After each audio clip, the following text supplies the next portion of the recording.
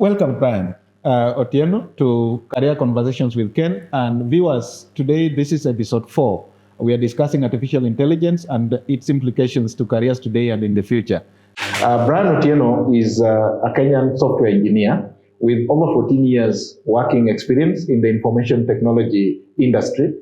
Brian is a tech-savvy engineer who has rich skills portfolio, including quantum machine learning, quantum econophysics, quantum chemistry, quantum algorithms, and quantum outreach. He has also experience in API development, mobile app development, and cross-platform apps using Ionic Angular and also React Native.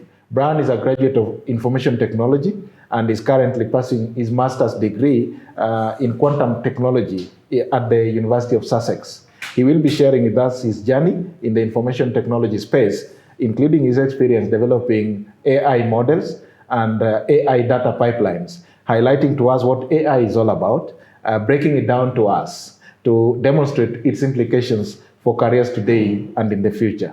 Welcome to the podcast, Brian, and we are very glad that you honored our invitation to participate in this podcast and to share your views with our viewers. So, Brian, you did IT at the University of Oxford. Did that give you an adequate experience to be able to specialize in the field of software engineering, or you went further to, advance your studies? Okay. When you come to the tech things, Ken, Yes. it's not where you studied or Yes. it's about what you do. Yeah, what you do every day. Every day, yes. Do you want to master the concepts here? It's imperative to just know what you want and where you want to go, right? People go to colleges and eventually end up with nothing. Yes. But when you define your goals that I want to achieve Your this, career path, yes. your career path that I want to achieve this, and you work towards that, then trust me, you'll get whatever you want. Yes. Yeah. So most of the things in tech are not lecturer taught.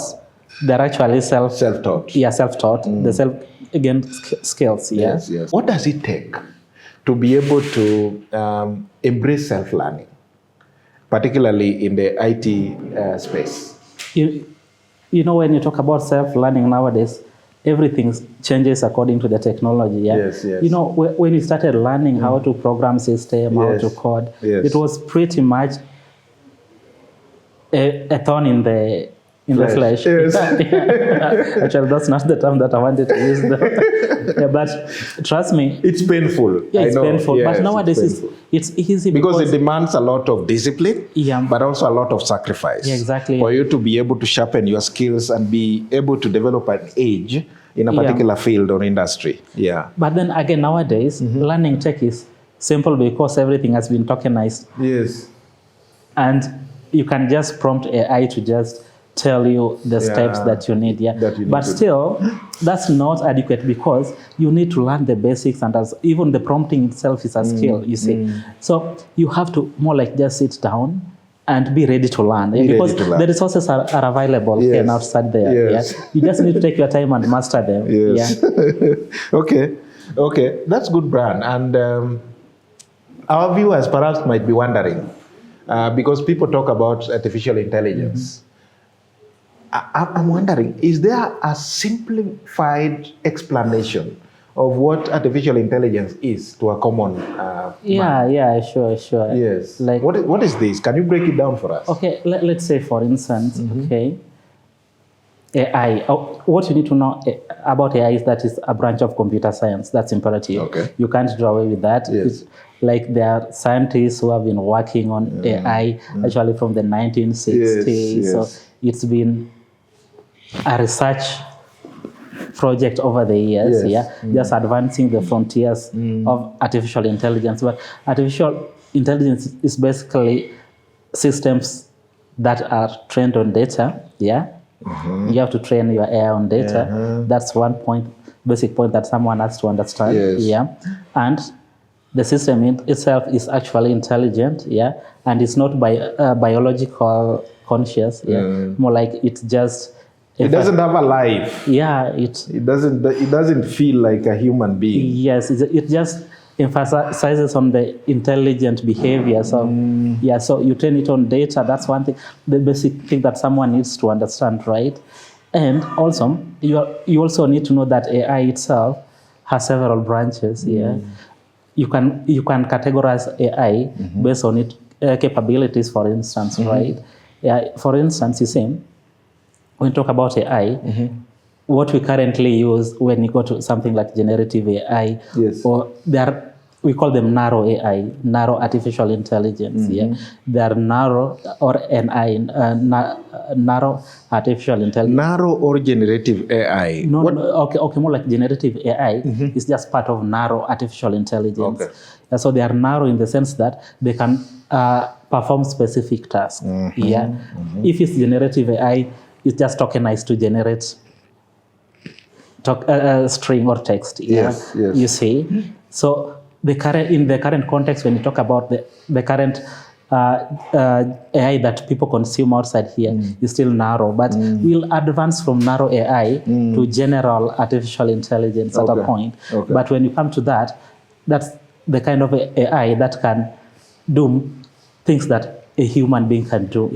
So they're not specific to a task. They're general, more like they can perform multiple things, right? So after the general AI, we'll have the super AI, more like the super intelligence. But those are things of the future. But right now we have more like the narrow AI that just do specific. They just do specific tasks, right? If it's generative AI, it will generate something. If you're talking about more like for instance, you wanted to inquire about something on the Chrome. Or Google. What is that? Is that generative AI? Yeah, that's generative AI. Actually, there's in Chrome we used to have just a basic search engine. It wasn't so much powered by AI, but it was still. But nowadays, it is powered by AI. Nowadays, it's powered by AI. But still, that's more like just a chatbot. It's still narrow AI. That's narrow AI. It's still narrow AI. They just perform one specific because you task. just prompt it to perform that task. Yes. So it's still narrow AI. So when you talk about if you have an AI that will give you diagnosis in hospitals, like the hospital workflow, that's still narrow AI because it just does that. The specific task, chatbots, whatever. Those are narrow AIs.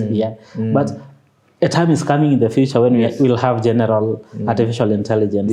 So general artificial intelligence will do most of the tasks that a human can do. Not just one specific task. You'll have an AI doing nearly everything. And that's not too much in the future. Like it's just here with us. It's coming here with us. Because recently, I think was it late last year?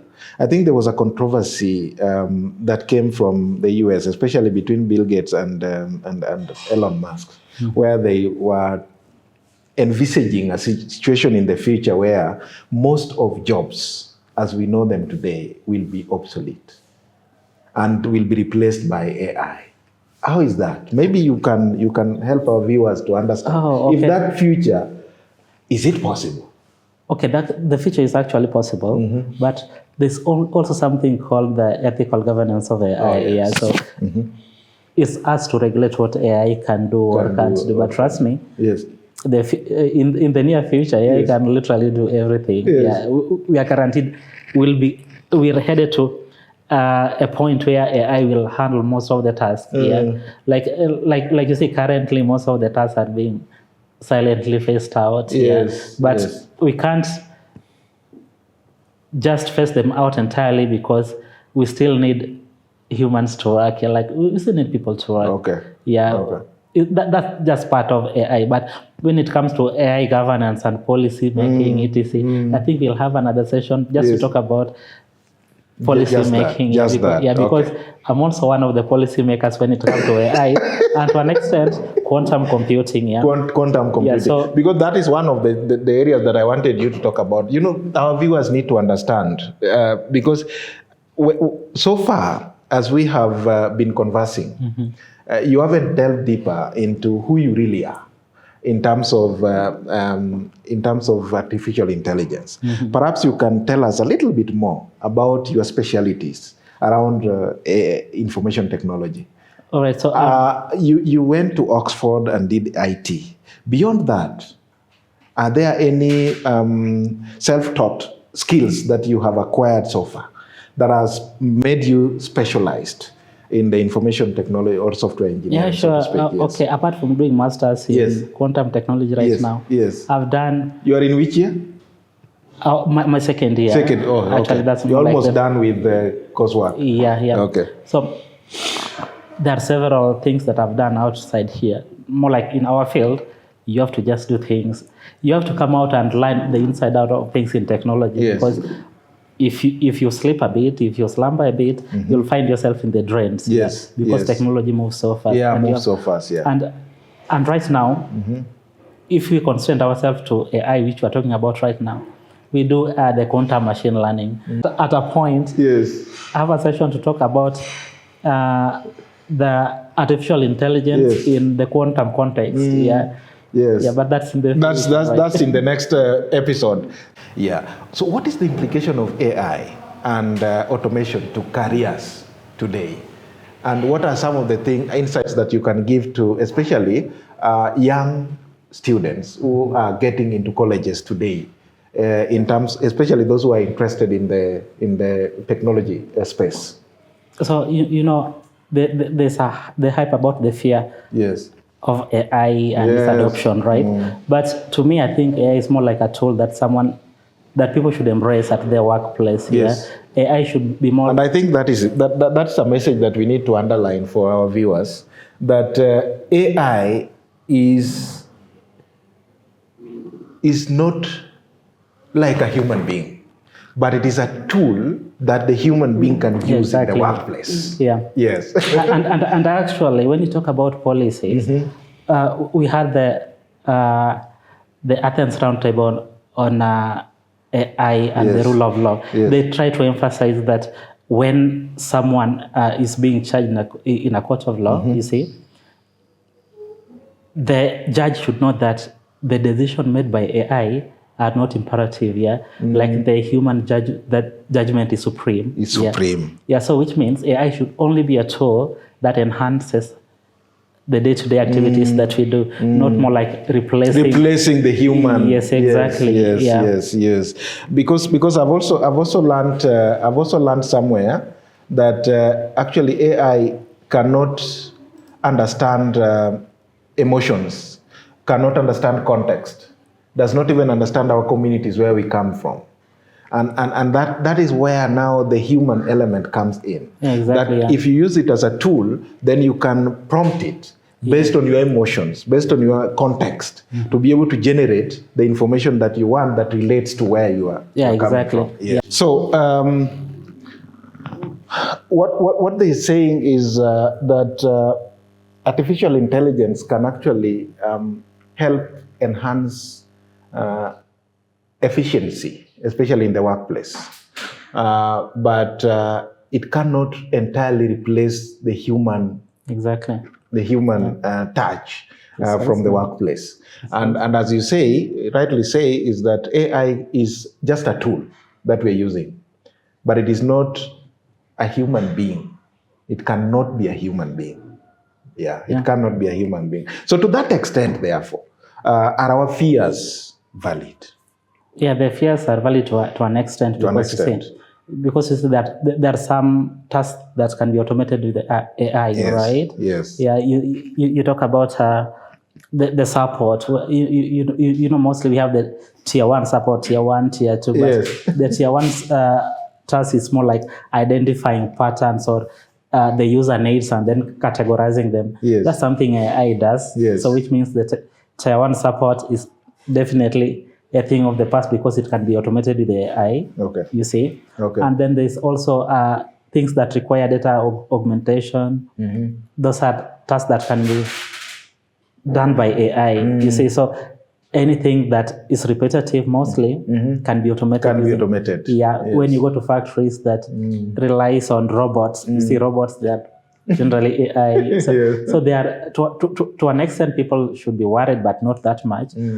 Yeah, because we just need that AI to enhance our workflow, not just entirely replacing us. Yeah. Yeah, because they also say that AI cannot be held accountable. Yeah, sure. Because you see, AI reason or solve problems based on the prompts. Okay, actually, the data that we used to train them. Yes. Yeah.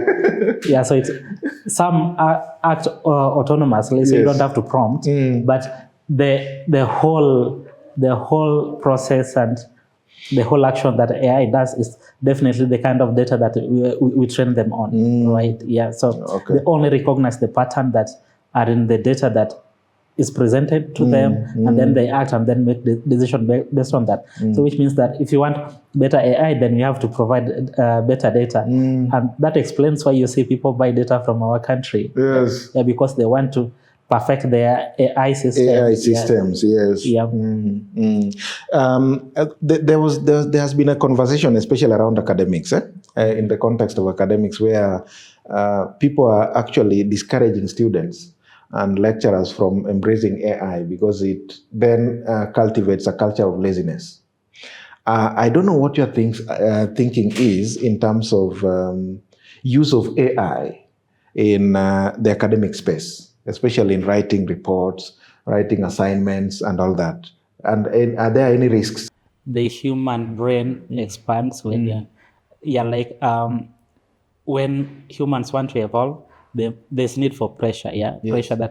Pressure is what makes us evolve. Yeah? Yes. And if something else is going to think for us, then means that you're not going to be evolving, right? But when you talk about AI, in the near future we'll have AI that merges with the human intelligence. I know we are headed there, but when that happens, trust me, the evolution, the biological evolution, won't be as rapid as we have been witnessing, right? Because AI will be doing the heavy lifting for us. Yeah, but all in all, the technological advancements will be fast-paced. Yes. Yeah, because we have the AI tools, right? Yeah. So when you talk about AI, there are implications, and also they are negative, both negative and positive. Yeah. If you want the human to evolve, trust me, you never want to use AI because it's the pressure that make us evolve as humans. Yeah. As humans, yes. But still, when you talk about AI, Ken, the tools that we use right now, like to assist in learning, to aid in learning, I think people learn from different timelines here. Yes. I remember when we used to learn programming when we were still young, we'd rely on more like going to someone who learned programming to teach us. Yeah. Yeah, you have to walk to them, and then they teach you or mentor you. And then came Stack Overflow. Stack Overflow, people used to post in that forum, you go and check the solutions there. And then came the AI era. Yeah. While it makes people lazy, but it shortens your duration for learning. So I think when you learn with AI, you learn faster. Yeah, you learn faster. But the only thing is people rely on AI. They don't even read whatever they don't AI take time did. to internalize the concepts. Exactly. Yes. They don't review what AI did. Yeah. They just lift what AI did and present. I think that is something that you need to repeat for our viewers, especially for young people who are in college institutions or institutions of higher learning. It's important that even as you embrace use of AI to help you undertake assignments, to help you turn in your reports and all that, it's important that you take responsibility as a student who is using it to make sure that you, review the work. Exactly. To make sure that it fits into the context that you are looking for, but at the same time that you just don't use it for the sake of using it. Yeah. But you use it to enhance your capability to be able to deliver the output that you're looking for. I think that is something that perhaps you need to guide our viewers, particularly students, in terms of how can somebody effectively use AI in the context of academics? So or work. For instance, I'm required to turn in a report. yeah, so I'm required to turn in, some data, Yeah, Yes, yeah. and I want to use an AI model.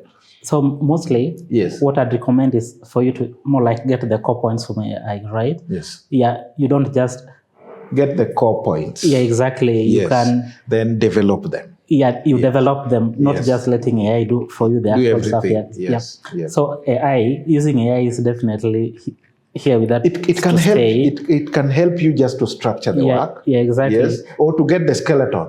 Yeah, not But just building the body now rests with you. yeah. That's exactly where you come in. Yes. Yeah.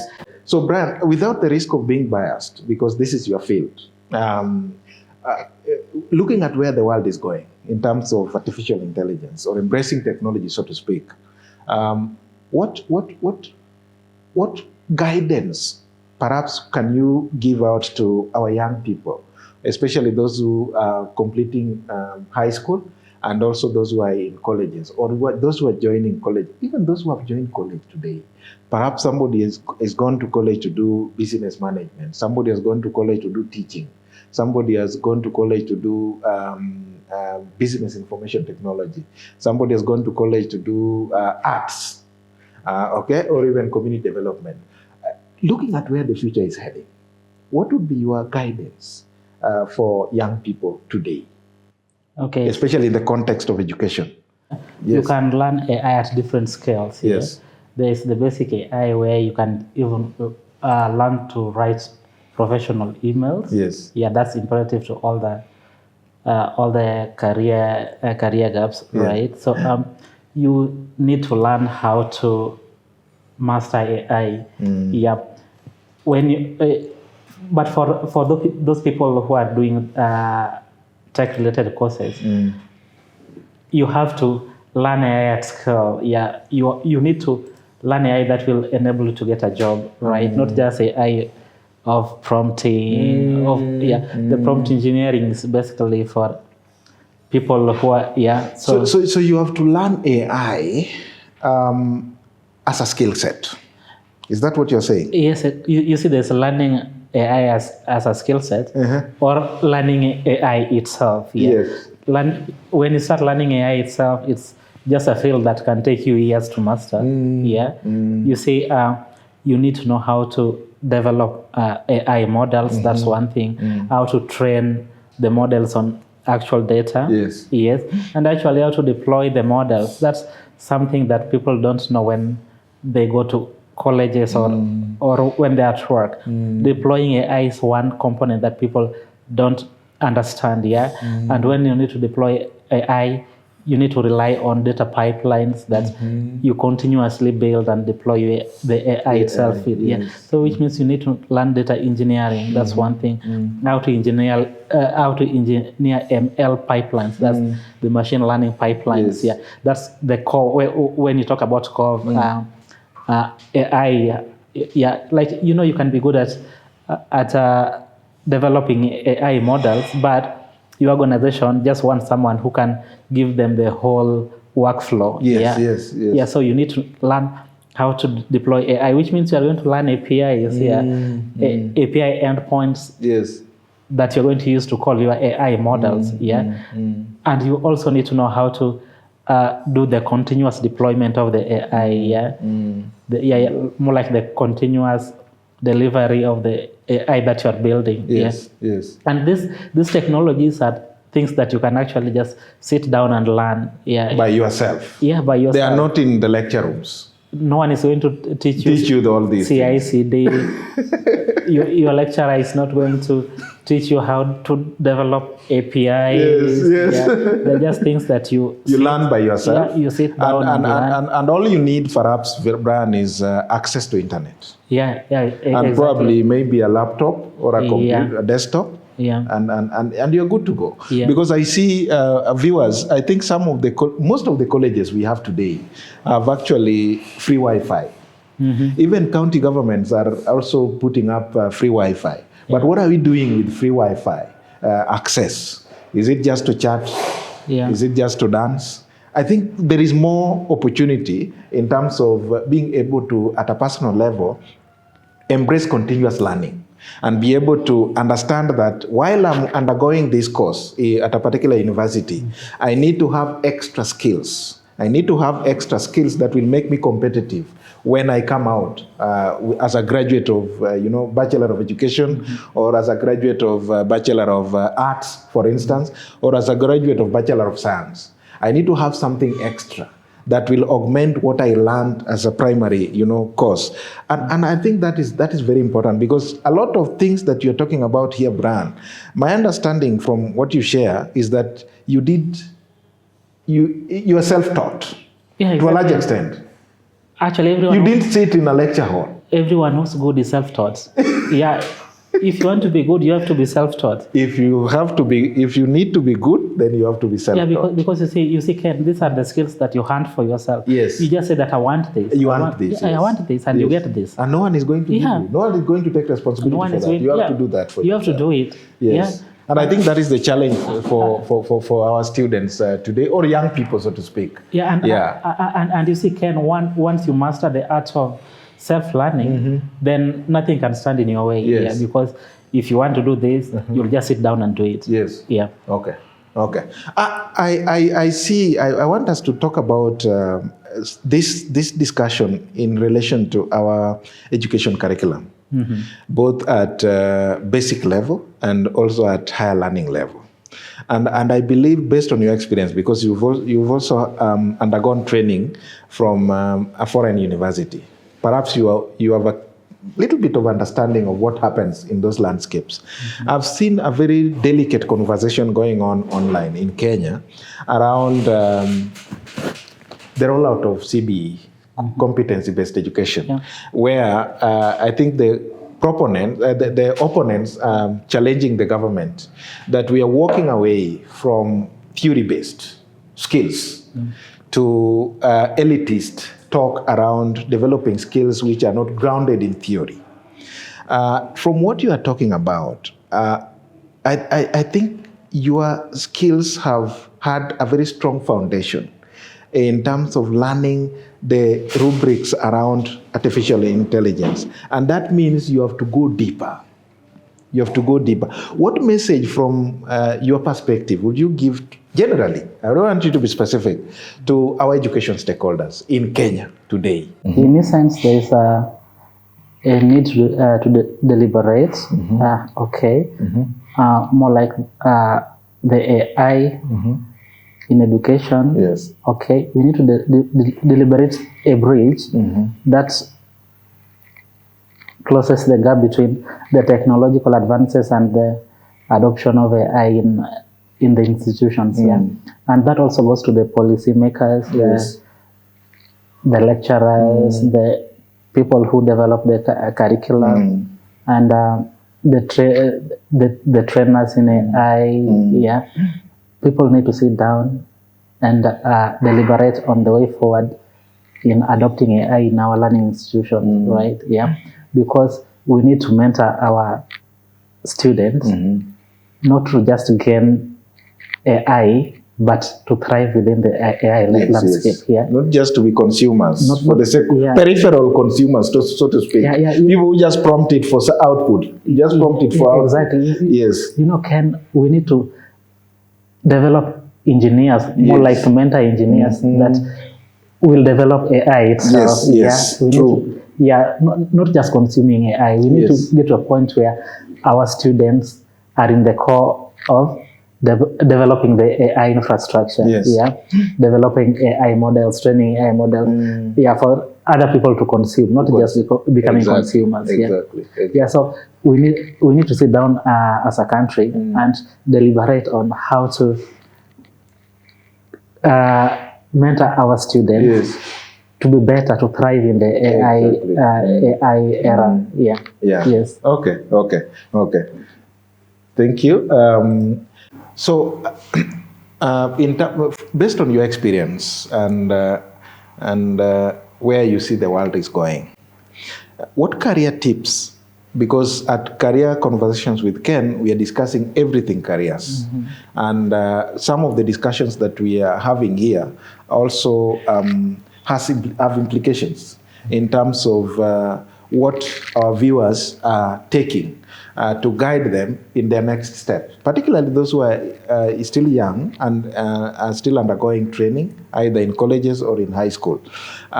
What career tips do you have for students in senior school and colleges today, based on where the world is going? So, okay, the people in high school and colleges, they don't need to see AI as a threat. Yes. Yeah, they need to see AI as a tool that will enhance their work here. Yes. And they have to strive or just give AI the respect that it deserves.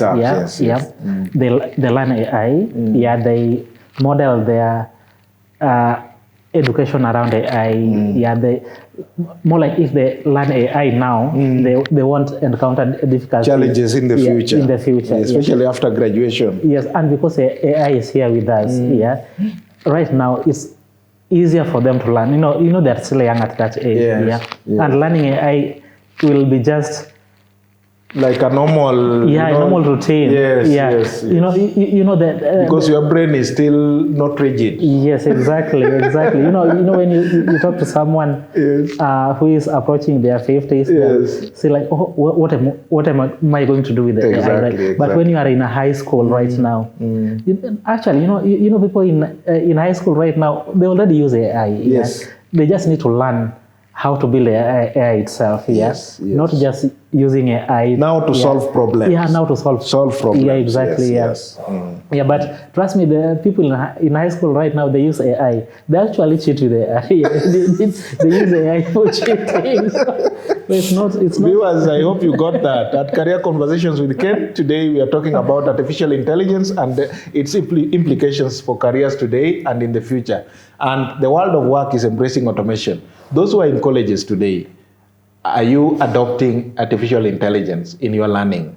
But are you going deeper to acquire skills that will help you to model AI to be able to address problems that we are facing as a country, but also in the world? There are numerous opportunities. But it depends on the passion that you have, the interest that you develop. But we have opportunities. You have access to Wi-Fi. What do you do with it? You have access to smartphone, you have access to laptop, you have access to computer. What are you doing with it? I think that is the challenge. Yeah. Brian, as we wind up this podcast today, based on your experience and looking at where the world is heading, what career tips do you have for students and teachers today, especially those who are in senior school and colleges? Are already running out of time. They're already late. They're already late. Yeah. So they need to make deliberate attempts to leverage the power of AI and make useful contributions or just advance their career. Because in the next 10 to 20 years, the AI that we see today will be totally different. We'll have a different AI, because we are still at the early stages of AI. So in the next 20 to 50 years, we'll have just another scary AI that will embarrass what we have currently. Today, so everyone in college should just move with speed and embrace AI. Learning AI. Okay. Thank you, Brian. Today we were discussing artificial intelligence and implications for careers today and in the future. And I believe through this conversation you've been able to learn a lot from our guest today, Brian Otieno, who is a software engineer and has a wealth of skills and knowledge in terms of artificial intelligence and information technology space experience that has benefited us from this podcast today. Thank you so much, Brian, for your time and for illuminating our conversations today around artificial intelligence. Thank you.